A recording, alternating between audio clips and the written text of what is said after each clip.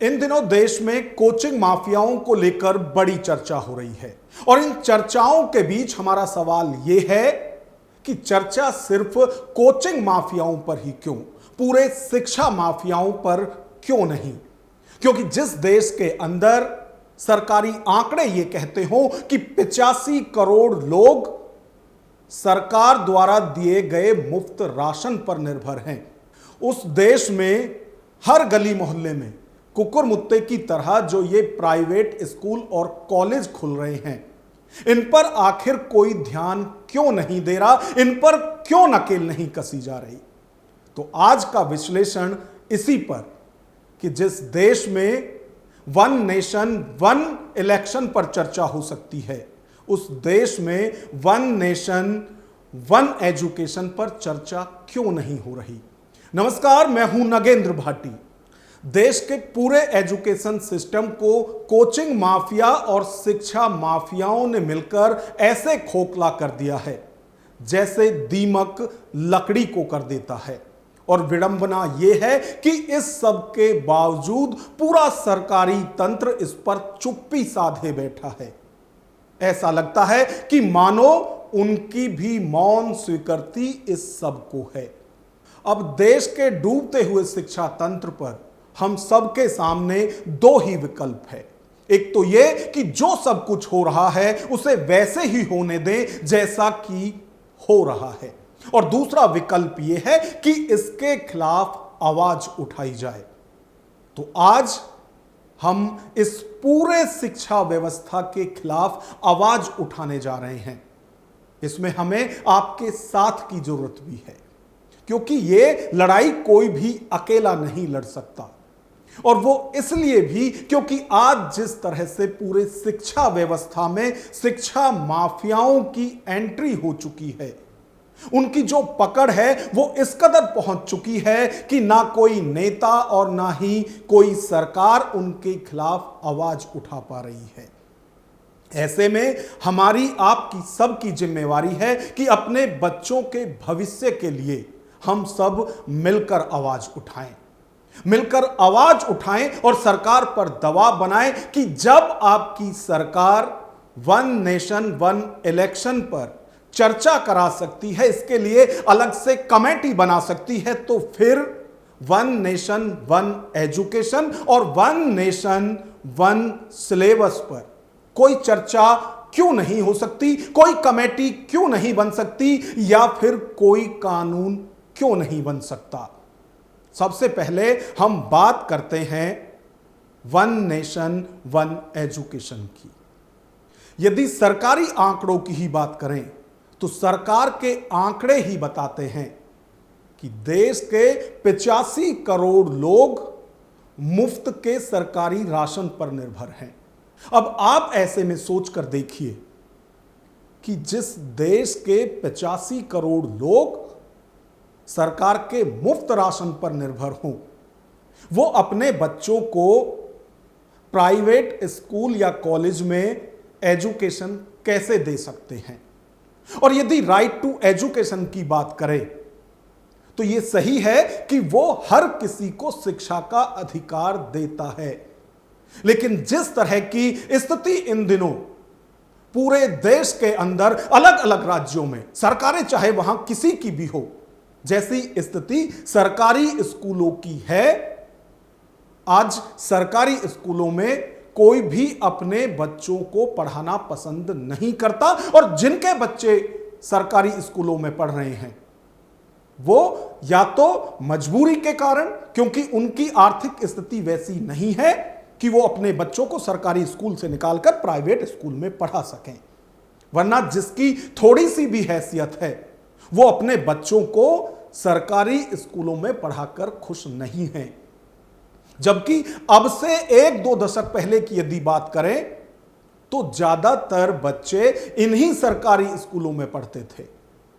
लेकिन अब जिस तरह से शिक्षा में प्राइवेट सेक्टर का बढ़ना हुआ है, यानी कि एजुकेशन में भी प्राइवेट स्कूल और प्राइवेट कॉलेज जिस तरह से लगातार बढ़ रहे हैं, उसके बाद सरकारी स्कूल सरकारी कॉलेज सब वैसे ही हाशिए पर चले गए हैं। और इस सब के पीछे लगता है कि सरकार और सरकारी तंत्र की कोई मौन स्वीकृति है, क्योंकि जिस तरह की मनमानी कॉलेज और स्कूलों में इनके मालिक कर रहे हैं, उसके खिलाफ कोई भी कानून या कोई नीति इस तरह की नहीं बनाई गई है जिससे कि इस सब को रोका जाए। जो लूट इन दिनों खुलेआम चल रही है उसे रोका जाए। और जो ये वन नेशन वन एजुकेशन की मांग है, ये सुप्रीम कोर्ट के वरिष्ठ वकील हैं एडवोकेट अश्वनी उपाध्याय, उनकी तरफ से भी यह सजेशन दिया गया है कि जब इसी देश के अंदर भगवान कृष्ण और सुदामा एक साथ पढ़ सकते हैं, भगवान राम और निषाद राज एक साथ पढ़ सकते हैं, तो फिर अमीर और गरीब के बच्चे एक साथ सरकारी स्कूलों में क्यों नहीं पढ़ सकते। तो इस पर एडवोकेट अश्वनी उपाध्याय क्या कह रहे हैं, एक बार वो भी आप सुनिए। स्कूल माफिया, कोचिंग माफिया और किताब माफिया मिल के आम जनता को लूट रहे हैं, लेकिन कोई भी गांधीवादी, समाजवादी, लोहियावादी, अंबेडकरवादी, पेरियारवादी, फूलेवादी समान शिक्षा लागू करने की मांग नहीं कर रहा है। एडमिशन 10 साल में, 12 साल में एक बार होता है, लेकिन एडमिशन फीस हर साल ली जाती है। नई एजुकेशन पॉलिसी 10 साल में एक बार आती है, लेकिन किताब हर साल बदल दी जाती है। एनसीईआरटी के साथ ऐसा उन्होंने घालमेल कर लिया है कि एनसीईआरटी किताब मिलती नहीं, इसलिए मजबूरी में प्राइवेट किताब खरीदना पड़ता है। किताब बेचने वाले अलग लूट रहे हैं, स्कूल वाले एडमिशन फी के नाम पे लूट रहे हैं, फिर मंथली फी के नाम पे लूट रहे हैं, फिर कोई कार्यक्रम कर देते हैं उसका अलग से फीस लेते हैं, फिर ड्रेस वाले अलग से लूट रहे हैं, जूता मोजा तक खरीदना है वो भी वहीं स्कूल से लेना है, उसके लिए अलग से लूटा जा रहा है। कोई आपको पेंसिल लेनी है, पेंसिल बॉक्स लेना है, आपको टिफिन लेना है, पानी का बोतल लेना है, वो भी वहीं से लेना है जहां दुकान लगी हुई है, वहां अलग से लूटा जा रहा है। और सब सुबह से लेकर शाम तक तू मैं आरोप प्रत्यारोप, नूरा कुश्ती, गरीबी, इसकी बात, दलित की बात, पिछड़े की बात, दुनिया भर की बातें करने वाले। कोई भी ये नहीं कह रहा है कि भारत में समान शिक्षा लागू कर दो, जैसे पहले शिक्षा व्यवस्था थी, जैसे कृष्ण और सुदामा एक साथ पढ़ते थे, जैसे भगवान राम और निषाद राज एक साथ पढ़ते थे, वो व्यवस्था फिर से लागू कर दो। हमसे छोटा सा देश है नेपाल, उसने लागू कर दिया यूनिफॉर्म एजुकेशन सिस्टम।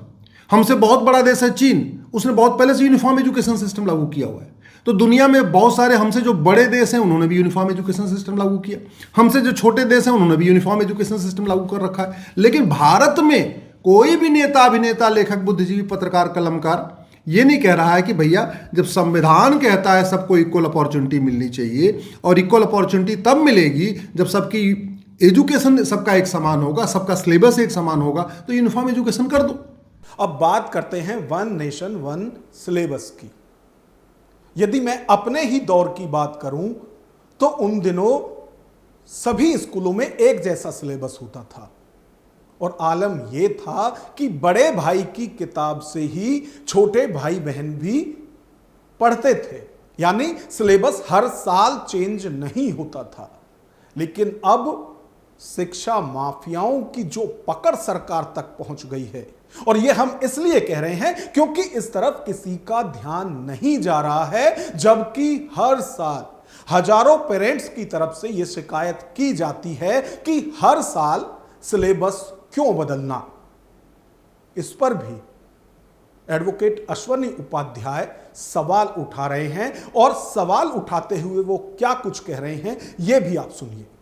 अगर वन नेशन वन टैक्स हो सकता है तो वन नेशन वन सिलेबस नहीं हो सकता है क्या? वन नेशन वन करिकुलम नहीं हो सकता है क्या? और किताब हर साल क्यों बदली जा रही है? अरे 75 साल हो गया, आज तक हम ये नहीं तय कर पा रहे कि हाँ भैया अगले 5 साल तक हमको मैथ में क्या पढ़ाना, फिजिक्स में क्या पढ़ाना, केमिस्ट्री में क्या पढ़ाना, जियोलॉजी में क्या पढ़ाना, बॉटनी में क्या पढ़ाना, इंग्लिश में क्या पढ़ाना, हिंदी में क्या पढ़ाना और संस्कृत में क्या पढ़ाना। और वैसे भी हर साल एजुकेशन पॉलिसी तो नहीं बदलती, हर एजुकेशन पॉलिसी तो 10 साल 15 साल में बदलती है। तो फिर जब एजुकेशन पॉलिसी 10 साल में बदलती है तो सिलेबस हर साल क्यों बदल दिया जाता है? ये केवल और केवल लूटने के लिए, क्योंकि थोड़ी सी किताब बदलो और किताब बदल के फिर आम जनता को बोलो भैया पुरानी वाली किताब काम नहीं चलेगी, नई किताब लो। भले ही घर में 4 बच्चे हैं, 5 बच्चे, एक बड़ा एक छोटा है, बड़े वाले भाई की किताब छोटे वाला भाई पढ़ सकता है, बड़ी वाली बहन की किताब छोटी बहन पढ़ सकती है, घर के बच्चे आपस में मिलजुल की किताब पढ़ सकते हैं। और हम लोग ऐसे पढ़े हैं बचपन में, हम लोग तो पहले ही जो हमारे हमसे आगे होते थे उनसे पहले कह देते थे भैया अपने जैसे आप पास हो जाना अपनी किताब हमें दे देना। तो पहले के समय में 4 साल 5 साल वो किताब चलती थी, और ढंग से अगर मेंटेन की जाए तो किताबें 4-5 साल चलती हैं। आज के दौर में भले ही देश के अंदर राइट टू एजुकेशन का मजबूत कानून हो, लेकिन सवाल यह उठता है कि देश में कानून होने के बावजूद भी क्या इस कानून का फायदा खास तौर से गरीब बच्चों को मिल रहा है? और यह हम इसलिए कह रहे हैं कि आज शिक्षा इतनी महंगी हो गई है कि वो आम आदमी की पहुंच से दूर होती जा रही है, और जब आम आदमी की पहुंच से शिक्षा दूर होगी तो राइट टू एजुकेशन जैसे कानून का क्या फायदा होगा?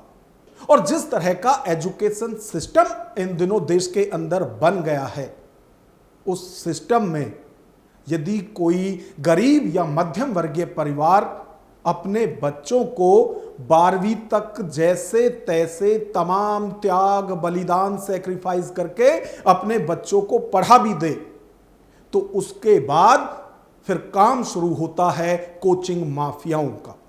क्योंकि मौजूदा सिस्टम ऐसा बन गया है कि बिना कोचिंग के, बिना इन कोचिंग सेंटर के जाए हुए बच्चे कोई जो कंपटीशन के एग्जाम हैं उन्हें पास नहीं कर सकते हैं। और ये इसलिए क्योंकि जो 10वीं 12वीं में पढ़ाया गया वो इन कंपटीशन के पेपर में नहीं आते हैं, और जो कंपटीशन के पेपर में आता है वो 10वीं 12वीं में इन्हें पढ़ाया नहीं गया था।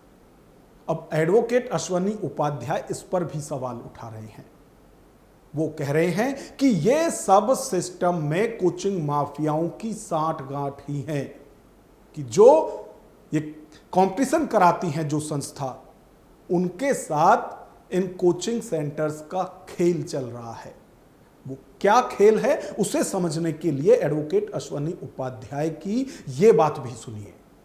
मुझे लगता है इस देश में सांसद विधायक मंत्री जो अपना काम करना चाहिए वो कर नहीं रहे, शांत होकर बैठे हुए, और गजब की लूट चल रही है, और मिल के लूट चल रही है, और ऐसी व्यवस्था हो रखी है कि चलो बच्चे एक बार पढ़ा भी लिया 10वीं 12वीं तक कैसे भी करके उधार लेके पढ़ा लिया, खुद कपड़ा माता पिता ने नहीं पहने, ठीक से त्यौहार नहीं मनाया, ठीक से अपना दूध नहीं पिया, ठीक से अपना फल नहीं खाया, कैसे भी करके चलो बचा के अपने बच्चों को पढ़ा लिया। 12वीं के बाद बिना कोचिंग किए उसका कहीं एडमिशन नहीं होगा, क्योंकि कोचिंग माफियाओं ने ऐसा सिस्टम बना लिया है कि जो एंट्रेंस एग्जाम में पूछा जाता है वो 10वीं 12वीं में पढ़ाया नहीं जाता, जो 10वीं 12वीं में पढ़ाया जाता है वो एंट्रेंस एग्जाम में पूछा नहीं जाता। किसी भी बोर्ड के 65 एजुकेशन बोर्ड चल रहे हैं। पहली बात तो 65 एजुकेशन बोर्ड की क्या जरूरत है, one nation one education board हो सकता है। और जो इन एजुकेशन बोर्ड में पढ़ाया जा रहा है, बड़ा से बड़ा स्कूल हो जहां 20,000 रुपए महीने फीस लगती है, वहां का बच्चा अगर 95% से जो पास हो जाए वो भी बिना कोचिंग किए ना IIT कर सकता है, ना बिना कोचिंग किए उसका MBBS में सिलेक्शन होता है, ना बिना कोचिंग किए वो NDA में सिलेक्शन होता है, ना बिना कोचिंग किए कहीं पे भी उसका सिलेक्शन नहीं होता। जानते हैं क्यों?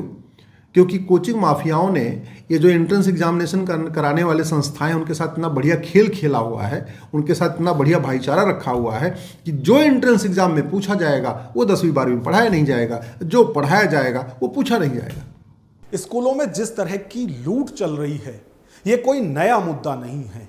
हर साल जब भी नया सेशन शुरू होता है तमाम पेरेंट्स की तरफ से आवाज उठाई जाती है।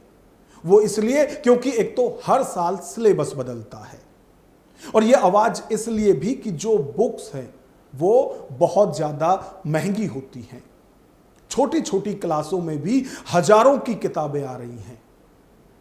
उसके बाद फिर सब कुछ प्राइवेट स्कूलों से ही खरीदना होता है। यानी आप किसी निजी स्कूल में यदि अपने बच्चे को पढ़ा रहे हैं तो वहां किताब से लेकर ड्रेस, जूते, पेन, पेंसिल सब कुछ आपको वहीं से खरीदना है। और विडंबना यह है कि इस खुलेआम होती हुई लूट पर कोई ध्यान नहीं दे रहा है। हालांकि कुछ सरकारों की तरफ से फैसले तो लिए जाते हैं, लेकिन तब तक बहुत देर हो चुकी होती है, क्योंकि तब तक ये सिलेबस हर घर तक पहुंच चुका होता है। अब इसके लिए जरूरी है कि कोई ठोस कानून बनाया जाए। भले ही बच्चे प्राइवेट स्कूल में पढ़ें, लेकिन उनके ऊपर कोई इस तरह का प्रेशर ना हो कि उन्हें किताब स्कूल से ही खरीदनी है, उनके ऊपर कोई प्रेशर ना हो कि उन्हें ड्रेस, यूनिफॉर्म सब कुछ स्कूल से ही खरीदना है। अब इस सब के बावजूद भी जहां बिना कोचिंग के बच्चे इस तरह के एग्जाम पास नहीं कर सकते, वहां यदि कोई सस्ती कोचिंग भी देता है तो वो भी कोचिंग माफियाओं के निशाने पर आ जाता है। अब खान सर को ही ले लीजिए। खान सर जो सस्ती कोचिंग लोगों को देते हैं, बच्चों को देते हैं, और उनके पढ़ाए हुए बच्चे जो कंपटीशन है उन्हें पास भी करते हैं। और जिस तरह से खान सर की लगातार चर्चा चलती है, जिस तरह से उन्हें प्रसिद्धि मिल रही है, शायद वो सब कुछ कोचिंग माफियाओं के गले नहीं उतर रहा है। और यही वजह है कि अभी हाल ही में उनके कोचिंग पर भी कुछ बदमाशों की तरफ से ना सिर्फ फायरिंग की गई, बल्कि उनके गार्ड को बुरी तरह से जख्मी कर दिया गया। क्लासेज यहाँ ओवर हो गई थी और अभी बिहार पुलिस का रिजल्ट आया तो हजारों की संख्या में रिजल्ट हुआ। तो हम लोग सब लोग बच्चों को सम्मानित करके थके हुए थे लोग, सारे लोग आए। कुछ असामाजिक तत्व लगे कि कहें कि कोचिंग उड़ा देंगे 2 दिन के अंदर, और गार्ड को मार के इतना लहूलुहान कर दिए कि अभी वो एडमिट है यहाँ पे। अभी देखिए क्या हो रहा है यहाँ पर, उसके बाद देखते हैं हम लोग यहाँ पे। लेकिन ये एकदम असामाजिक तत्व कोचिंग वाले हैं सब, ये 1-2 ठो यहाँ अभी उसको बयान दिया है, वो अभी हॉस्पिटल में है। वजह क्या है, क्या सर, क्यों ऐसा कर रहे हैं? कहना ये है कि सस्ते फीस में क्यों पढ़ा रहे हो कि इतना रिजल्ट हो जाएगा। यहाँ पे मेन यही है कि इतने कम फी में इतने लोगों को ना पढ़ाया जाए। तो अब प्रशासन से भी कहते हैं कि सिक्योरिटी ध्यान में रखा जाए, क्योंकि गरीब को भी पढ़ने का अधिकार है। यहाँ हजारों की संख्या में जब रिजल्ट हो जाता है तो थोड़ा इस तरह से असामाजिक तत्व जो होते हैं वो अपना सोचते हैं कि दबा दिया जाए। ये सभी क्या आप ही पर हमला करने वाले थे? पूरा ऑफिस तोड़ ताड़ दिया, ऐसे गोली चला दिया। अब किसको हमला करने आ गए? यहाँ हमारे घर पे किसको करना है? किया गया आपके? हाँ, सीसीटीवी कैमरा फुटेज को दे दिया गया है, चिन्हित कर लिया गया, गार्ड भी पहचान गया वहाँ पे, बगल की कोचिंग वाला ही है। यानी कोचिंग माफिया किसी भी ऐसे एजुकेटर को आगे नहीं बढ़ने देंगे जो सस्ती या फिर मुफ्त कोचिंग गरीब बच्चों को देते हैं। और जब ऐसे एजुकेटर आगे बढ़ते हैं तो जो कोचिंग माफिया है उन्हें ये अपने साम्राज्य में सेंध लगने लगती है। यानी कोई उनके साम्राज्य में घुसने की कोशिश कर रहा है, वो उन्हें बर्दाश्त नहीं। और जो खान सर के साथ हुआ है शायद वो उसी का परिणाम है। वहीं यदि अश्वनी उपाध्याय की बात करें तो जिस तरह से देश में प्राइवेट स्कूल और कॉलेजों की संख्या बढ़ती जा रही है, वो उस पर भी सवाल उठा रहे हैं। वो सवाल इसलिए भी उठा रहे हैं क्योंकि उनका दावा यह है कि जिन लोगों ने पूरी जिंदगी गोरख धंधों से काली कमाई करके पैसा कमाया है, वही लोग उस काली कमाई से प्राइवेट स्कूल और कॉलेज बनाकर मुनाफा कमाते हैं। तो इस पर अश्वनी उपाध्याय क्या कह रहे हैं, एक बार वो भी आप सुनिए। जितना काला धन कमाने वाले हैं, हवाला कारोबारी हैं, जिनके पास ब्लैक मनी है, जितने बड़े बड़े नेता हैं जो नौकरशाह हैं, जिन्होंने खूब बोरी भर भर के इकट्ठा किया हुआ है, वो क्या करते हैं? उस पैसे को क्या करें? खा तो सकते नहीं, उस पैसे को बैंक में भी नहीं रख सकते। उसी पैसे से इंजीनियरिंग कॉलेज, मेडिकल कॉलेज बनवा लेते हैं। उसी पैसे से वो 10वीं 12वीं का स्कूल खोल लेते हैं, क्योंकि स्कूल किसके पैसे से बन रहा है इसकी कोई जांच होती नहीं है। और जब उनका सारा का सारा ब्लैक मनी 50 करोड़ 60 करोड़ 100 करोड़ रुपए से उन्होंने स्कूल कॉलेज खोल लिया, फिर जो उसमें फीस आती है उस फीस वो व्हाइट पे ले लेते हैं, आराम से चेक पे ले लेते हैं, खाते में ले लेते हैं। तो सारा का सारा उनका जो 50-100 करोड़ रुपए कमाया उन्होंने अपनी नौकरी के दौरान या सांसद विधायक बनने के दौरान, उसके बाद वो कॉलेज खोल लेते हैं और कॉलेज में पूरा का पूरा व्हाइट कमाते रहते हैं। रिटायरमेंट के बाद सबसे बढ़िया इनकम यही हो गई, जब तक नौकरी किया खूब लूटा, और उसके बाद लूटने के बाद एक स्कूल बना लिया, कॉलेज बना लिया, और उसके बाद आराम से उसमें खूब पैसा आ रहा है। और वो पैसा भी नंबर 1 का है, क्योंकि जो फीस आ रही है उसको तो दिखा सकते हैं, उस पर कोई टैक्स तो लगना नहीं, वो स्कूल की फीस है। भाई स्कूलों के जो आय होती है उसमें कोई टैक्स नहीं लगता ना, वो तो स्कूल को फीस आ रही है, उसमें कोई इनकम तो होती नहीं है। तो ये गजब का खेल चल रहा है, और इसके ऊपर न संसद में चर्चा, न विधानसभा में चर्चा, न लोकसभा में चर्चा, न राज्यसभा में चर्चा। अब ऐसे में इस पर आप क्या सोचते हैं? जिस तरह से देश के अंदर कोचिंग माफिया और शिक्षा माफिया फल फूल रहे हैं, उस पर आपकी क्या राय है? कमेंट बॉक्स में अपनी राय हमें जरूर दें। और यदि वीडियो पसंद आए तो लाइक करें और इसी तरह की वीडियो देखने के लिए हमारे चैनल को सब्सक्राइब करें। नमस्कार।